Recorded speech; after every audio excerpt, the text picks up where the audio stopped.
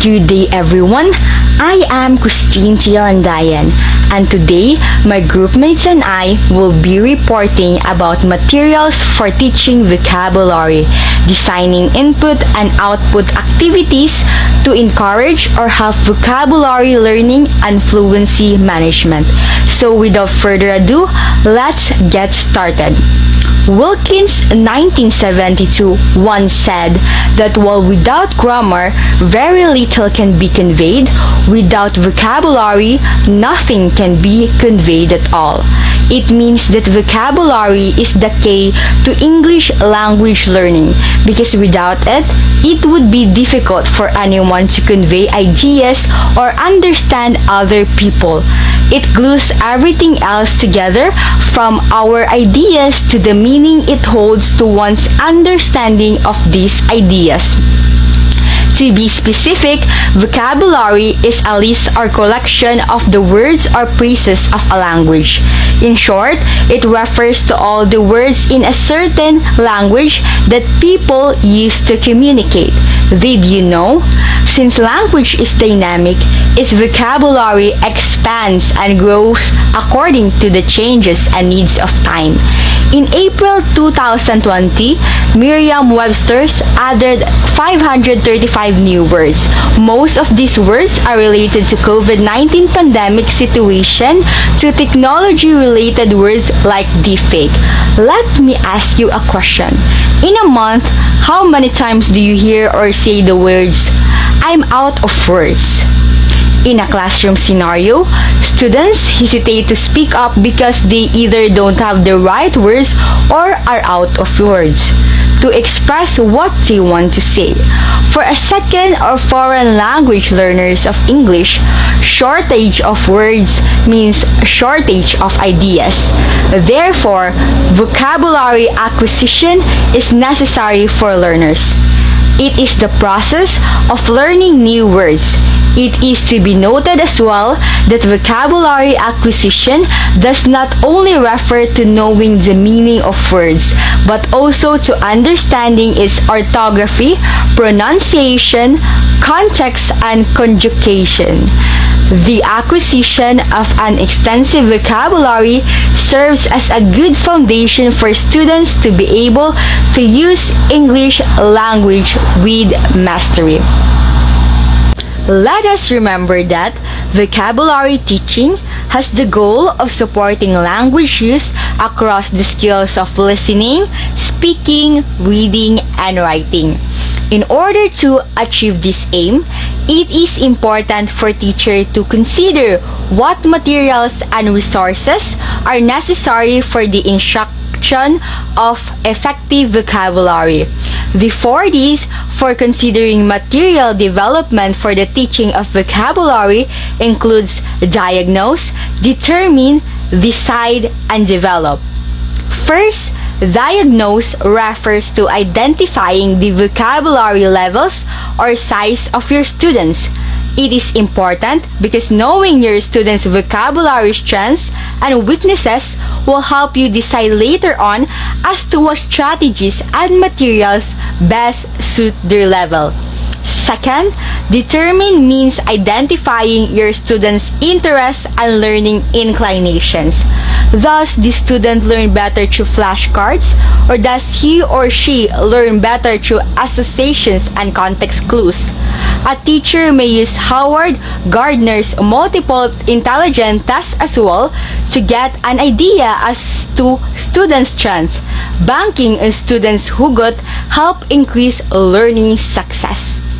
Third, decide refers to identifying and choosing possible learning strategies, materials, and resources that will help facilitate teaching and learning vocabulary.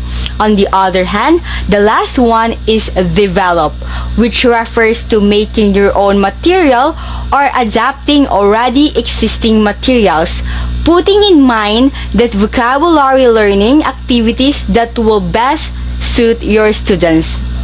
Now, let's talk about the 3 ideas that are very important in vocabulary materials development. Number 1, A planned approach to vocabulary development will be much more effective than dealing with vocabulary in ad hoc or opportunistic ways. It means that the planned approach gives teachers more opportunity to think deliberately about their choice of lesson objectives, the types of activities that will meet these objectives, the sequence of those activities, the materials needed, how long each activity might take, and how students should be grouped or teach. Number 2, there are learning conditions that enhance the learning of vocabulary, and a major goal of materials development should be to design materials that are likely to create this condition. So as a future teacher, we really need to do this in order to help our students learn vocabulary easily. Number 3, these conditions need to occur in activities that go across the 4 roughly equal strands of learning from meaning-focused input, learning from meaning-focused output, deliberate language-focused learning, and fluency development. Later, I will discuss the different learning conditions, and my group mates will discuss the 4 roughly equal strands of learning, which are really important concepts to make students learn vocabulary effectively. So the next topic that I will be discussing is all about planning vocabulary learning. So, did you know? Academic vocabulary is made up of words from the high frequency and mid frequency. On the other hand, the number of low frequency words is a very rough estimate. To be more specific, high frequency words are composed of a relatively small group of words, around 3,000, that are much more frequent and useful in a very wide range of language uses than other words in the language. An example of this is the word the, which is commonly used in daily speech. On the other hand, the mid-frequency vocabulary consists of around 6,000 word families and are commonly known by adult native speakers of the language, and we would expect native-speaking children beginning secondary school to know many of these words to some degree. An example of this word is baptism, which is moderately used. Lastly, a word is considered to be low frequency if it is not commonly used, such as the word strayed. To sum it up, learning high frequency and mid frequency words is an important goal for learners who want to read and listen without the need for external support. When developing vocabulary materials, it is critical to consider the cost-benefit ratio. High-frequency words provide far more option for utilization than low-frequency terms. However, because mid-frequency and low-frequency words convey a large portion of the text contents, students must eventually learn them. Nation 2006. In short, there must be a balance in teaching these kinds of words to learners so that they can be able to enhance their vocabulary easier. So like what I promised, let us now discuss the different conditions for learning.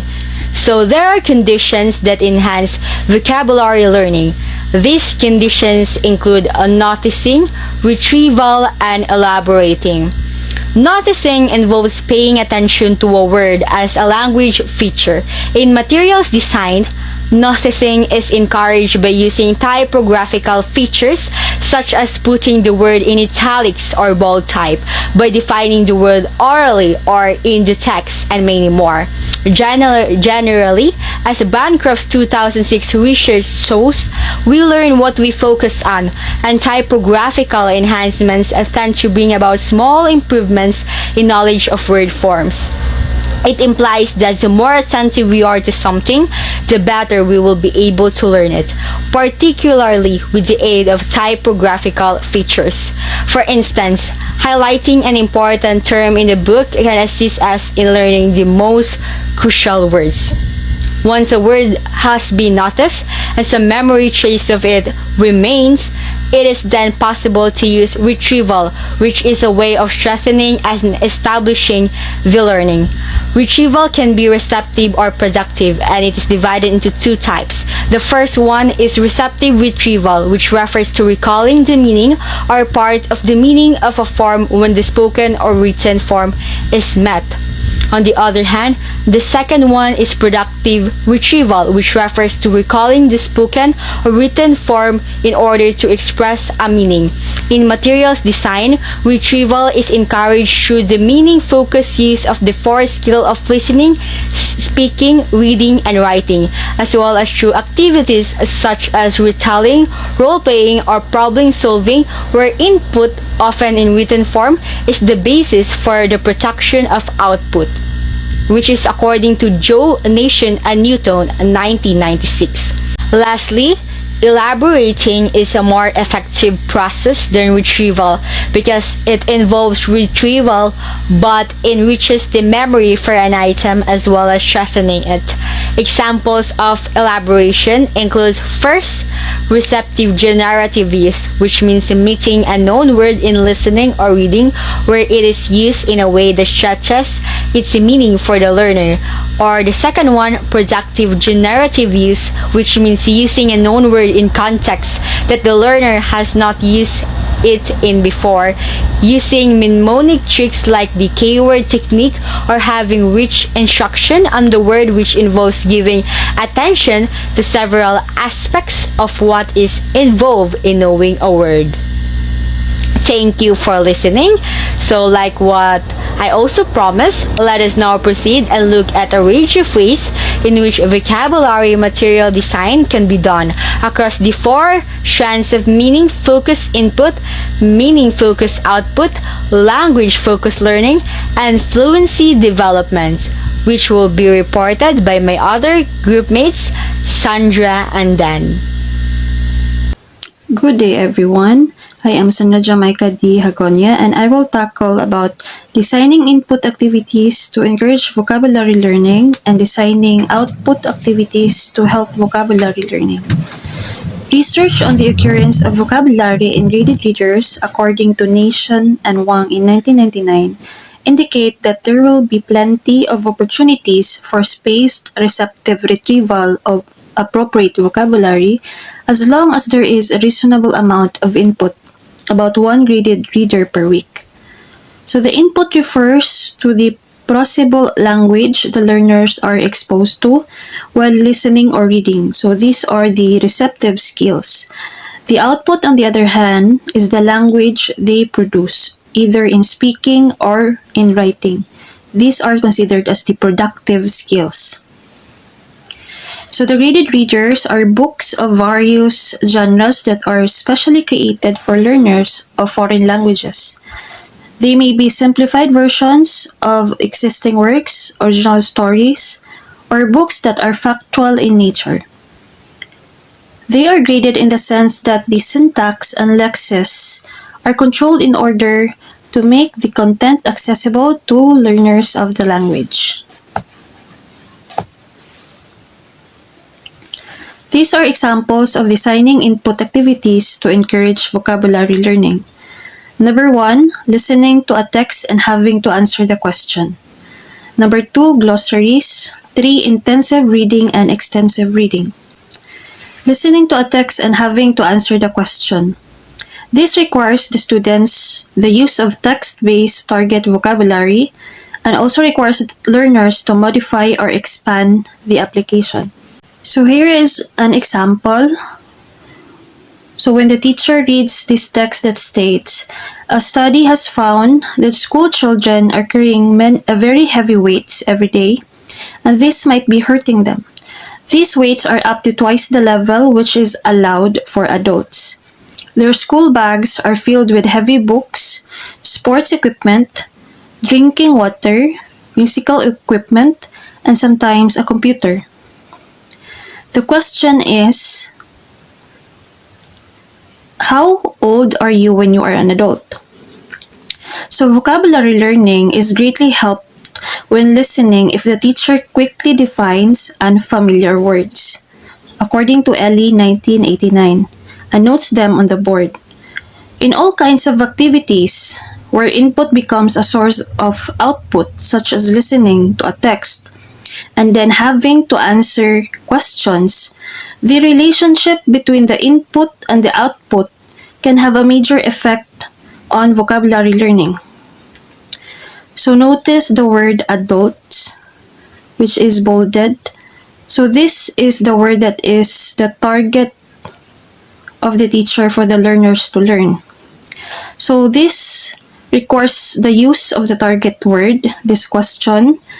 It requires the learner to extend the meaning of the word, and also requires the word to be used in a linguistic context different from that in the text.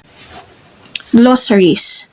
The reading materials designer has the choice of glossing words in the text, at the side of the text, at the bottom of the page, or at the end of the text.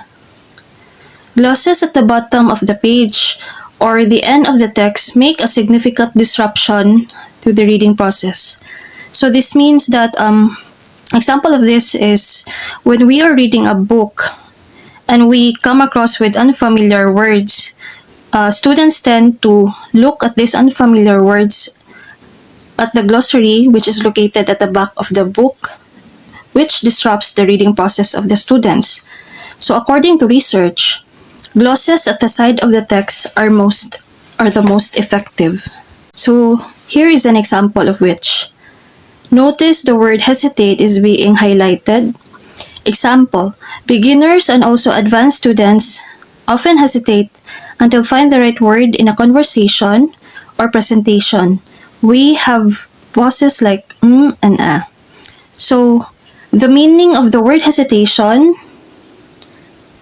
is presented at the right side of the text, providing students an easy access to the meaning, and this would help not to disrupt the reading process of the students. Intensive reading and extensive reading. Intensive reading has a deliberate and sustained focus on language features, including vocabulary, which leads to faster vocabulary gains. So intensive reading involves the detailed reading of the text with the two goals of understanding the text and learning language features through a deliberate focus on these items. So an example of this is when a teacher asks the students to write a literary analysis of a short text. This would enable the students to have deliberate and sustained focus on the language features of the text. Extensive reading. This can aid in the goals of assisting students in gaining reading skill and fluency, establishing previously learned grammar and so on. Learning through extensive reading is largely incidental learning because the learner's attention is focused on the story rather than the items to be learned. So if you notice in the intensive reading, there is deliberate learning, while in extensive reading, there is incidental learning. So an example of this is the graded reader that I've discussed earlier, which the teacher provides the learners with speed reading training. The learners need to move systematically through the graded reader levels, choosing enjoyable books, reading at least one graded reader every week, and at least 5 books at a level before moving to the next level. Designing output activities. Recent work on spoken communicative activities input for such activities can have a major effect on vocabulary learning. There are some reasonably straightforward design requirements to ensure that the vocabulary will be used in the activities and that it will be used in ways that set up the most favorable conditions for learning. So in designing output activities, for example, let us look at some design requirements and the features of the activity called for and against, which make it likely to support vocabulary learning. So in this activity, for and against, the teachers divide the class into two groups.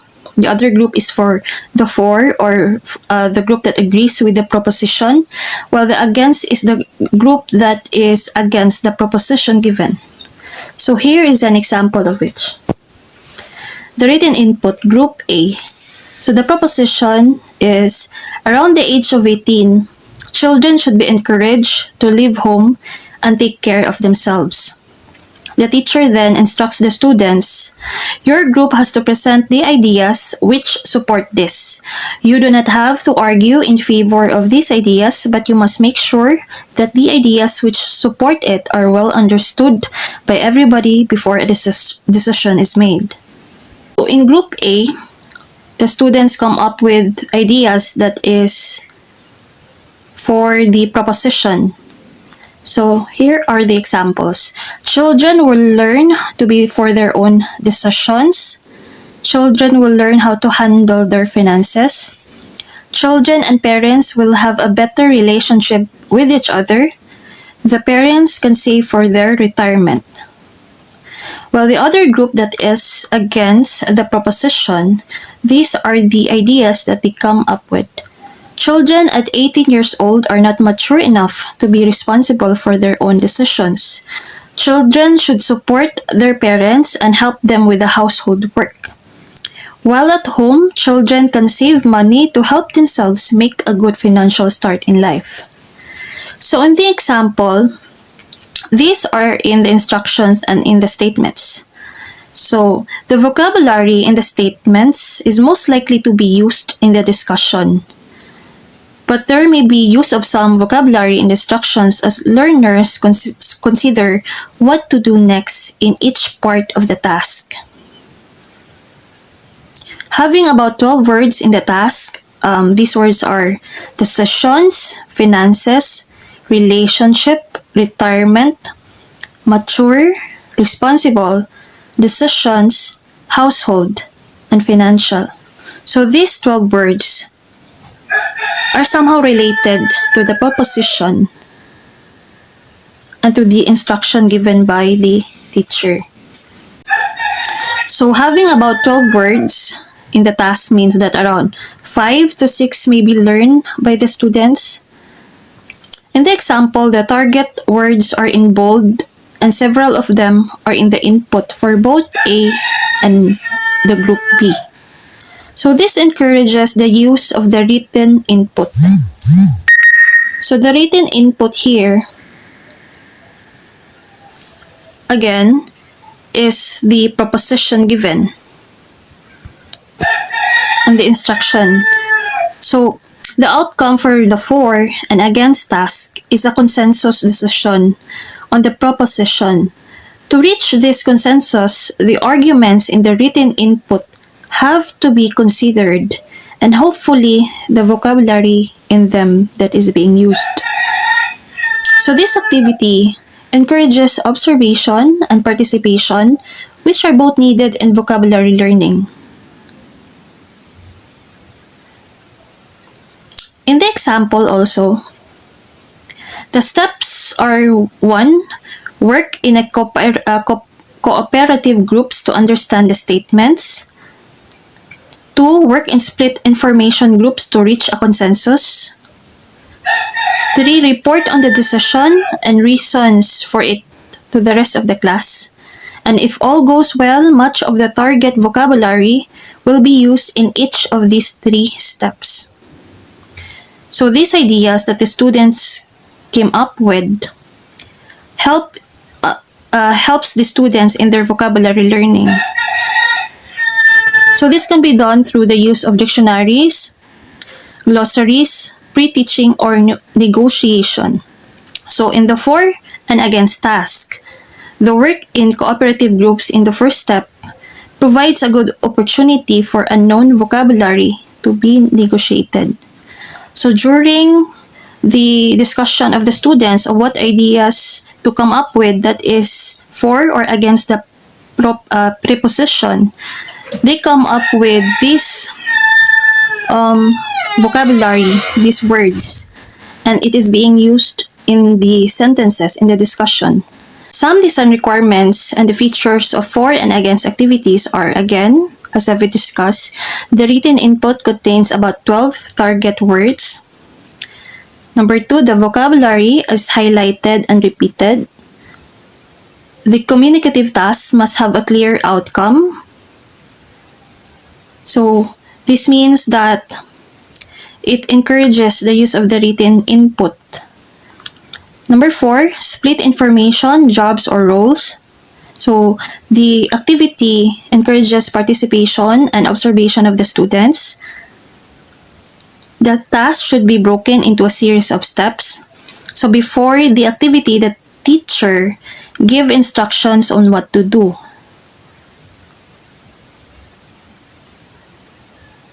Number 6, the task supports the understanding of the target language. Through the activity, again, this develops the vocabulary learning of the students because of the words that were discussed during the for and against preposition. So these same design features can be applied in a very wide variety of tasks, according to Joe, Nation, and Newton, 1996. Designing output activities. So there is another type of speaking activity where vocabulary learning is given in an even stronger focus. So in this type of activity, the learners read a short text and then do 2 or 3 short speaking tasks, each built around a particular word. So an example of this is when the teacher would ask the students to pick the words related to a topic, such as, for example, school supplies. So the teacher then gives the words pencil, paper, notebook, hairband, t-shirt, and plate. So the students, the typical task outcomes include choosing what words fit the particular description, ranking, classifying, analyzing, and listing causes.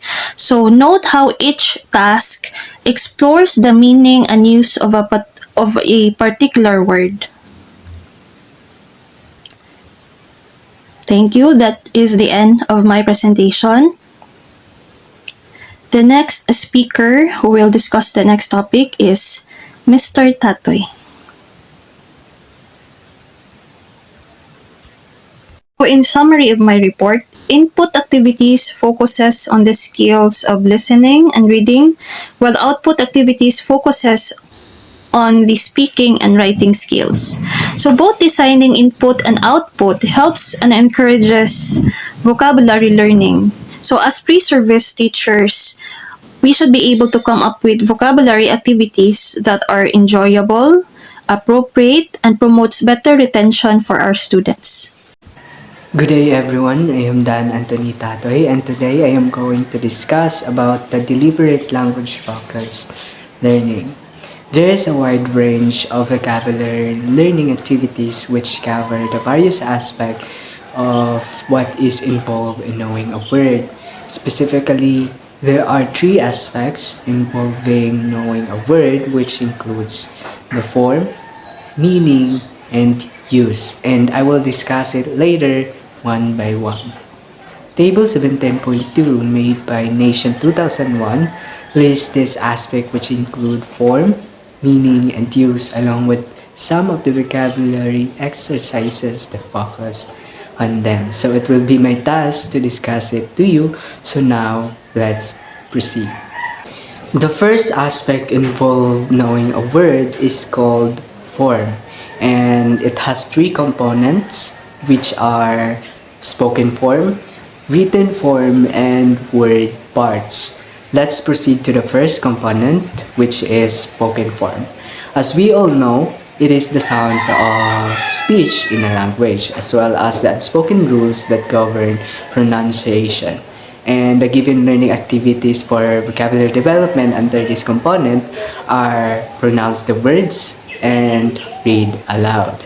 For example, let students read aloud stories, poems, novels, etc. Let them enunciate the words properly. Next component is written form. When we say written form, it only involves writing rather than doing something practical or giving spoken answers. And the given learning activities for vocabulary development under this component are word and sentence dictation and finding spelling rules. For example, conduct dictation exercises from words to sentences and let students point spelling rules based on your word dictation exercises. Let's proceed to word parts. Basically, many words in the English language are made up of word parts called prefixes, roots, and suffixes. So, under this component, its learning activities for vocabulary development are filling word part tables, cutting up complex words and labeling their parts, building complex words, and choosing a correct form. For example, ask a student to complete word tables and word maps. Let students chunk complex words and label their parts as affix or root word. And have students experience building complex words from affixes and root words. Now let's move on to the second aspect of deliberate language focused learning by Nation 2001. The first one is the meaning, and it has also three components including form, meaning, connection, concept and reference, and associations.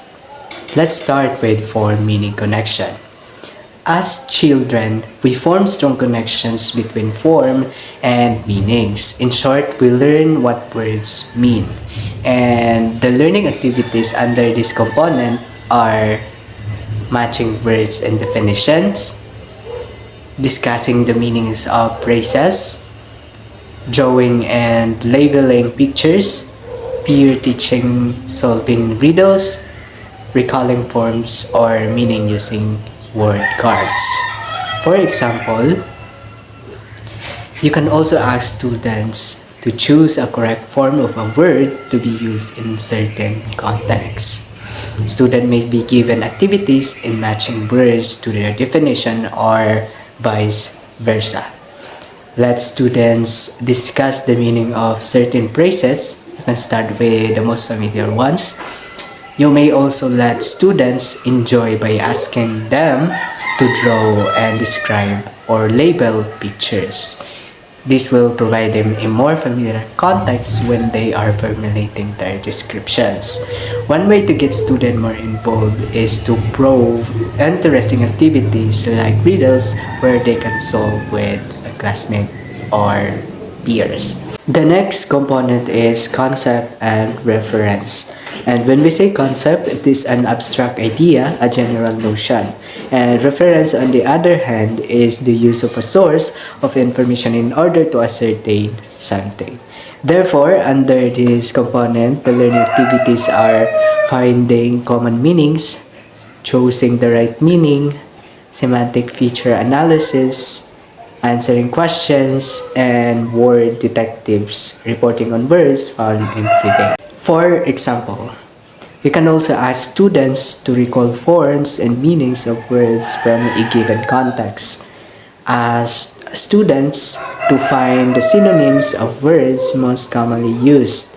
Provide activities where students point out the correct meaning of certain words. Provide semantic feature analysis activities. Provide opportunity where students can ask at the same time answer questions. Let students assume the role of word detectives where they report certain words found in their reading activities. And next, association. When we think about association, the common idea that comes to our mind is that it is a relationship between two words that demonstrate the semantic relationship between them. The learning activities in this component are finding substitutes, explaining connections, making word maps, classifying words, finding opposites, suggesting causes or effects, suggesting associations, finding examples, completing sets, and that's all. For example, ask students to find word substitutes, let students explain connection and create word maps. Student can classify words or find words opposites, find students suggest words, associations, and examples. The third and last aspect of deliberate language focused learning by Nation 2001 is called use. When we say use, it means to utilize or employ. There are three components under use, and these are grammar, collocation, and constraints on use. Let's start with grammar or grammatical functions. Grammar is commonly known as the systems and structure of a language, and under this component, the learning activities for vocabulary development are matching sentence halves, putting words in order to make sentences, and for example, students can match sentence halves and rearrange words to form sentences. Next in line is collocation, or a word or a phrase that is frequently used with another word or phrase in a way that sounds correct to people who have grown up speaking the language, but is not expected from the meaning. The learning activities for vocabulary learning under this component are matching collocates and classifying items in a concordance, finding collocates as well. For example, let students find or match collocates and classify items in a concordance. You can introduce to them how to use concordance, and concordance means the state of there being agreement or similarity between things.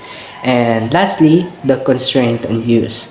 When we say constraint, it is a limitation or restriction. As we all know, in vocabulary learning development, it is inevitable that constraint will occur. And it is better to teach the student identify the said constraints. The learning activities for vocabulary development under this component are identifying constraints, classifying words and their style headings. For example, teach students to look for the words must, neglect, or assume to help identify the constraint. And we are done with the three aspects interconnected to the deliberate language focused learning developed by Nation 2001 that emphasize the accurate learning activities for vocabulary development. And the design feature of these activities will directly affect the condition for learning that occur. Number one, focus on language items. Number two, focus on language systems. Number three, group work. And number four, data gathering or gap filling. The next topic that I will going to discuss is fluency development. When we say fluency, it is defined as the ability to read quickly, accurately, and correctly. Fluency development. Fluency development activities have the goal of making language items like vocabulary readily available for fluent use. If vocabulary cannot be accessed fluently, then the vocabulary learning has served little purpose. Also, fluency development necessitates our different learning condition other than learning from meaning-focused, input and output, or language-focused learning. Fluency is likely to develop if the following conditions are met. Number one, the learners take part in activities where all the language items are within their previous experience. Number two, the activity is meaning focused. And number three, there is support and encouragement for the learners to perform at a higher than normal level. Fluency activities rely on a variety of design, requirements, and features to achieve their goal. This can appear in a variety of techniques across the entire range of language skills. By examining these requirements and features, we can determine whether an activity will effectively develop fluency and devise alternative activities. Next, let's talk about the 4-3-2 technique devised by Morris 1983. The 4-3-2 technique was devised by Morris 1983. Under this are: first, the user is encouraged to process a large quantity of language. Second, the demands of the activity are limited to a much smaller set than would occur in most unprepared learning activities. And third, the learner is helped to reach a high level of performance by having the opportunity to repeat and by having the challenge of decreasing time to convey the same message. There are 3 approaches to developing fluency, and these are: number 1, the well-beaten path approach, primarily on repetition relies. Number 2, the richness approach relies on making many connection and association with a known word. And number 3, the well-ordered system approach is the aim and result of the previous 2 approaches. Also, there are 2 activities or range of activities for fluency. The first one is blown-up books, and blown-up books are a useful way of using listening to introduce learners to reading and getting them excited about reading. These very large books have pages which are about 8 times the size of ordinary pages, and they contain plenty of pictures. And the second one is listening to stories. Listening to stories is particularly suitable for learners who read well but whose listening skills are poor. The teacher chooses an interesting story, possibly a graded reader, and reads aloud a chapter each day to the learners. The learners just listen to the story and enjoy it. Lastly, other fluency activities include a listening corner where learners listen to tape-recorded stories that they and others have written. Speed reading training and extensive reading with text with no unknown vocabulary at all. Repeated reading where the same text is reread several times, and continuous writing where the focus is on writing a lot of familiar topics. That will be all, and thank you. That's the end of our report. The reporters were Christine Tilandayan, Sandra Hagonya, and Dan Tatoy. Thank you so much for listening, and we hope that you were able to learn something. That's all, and God bless. Have a good day.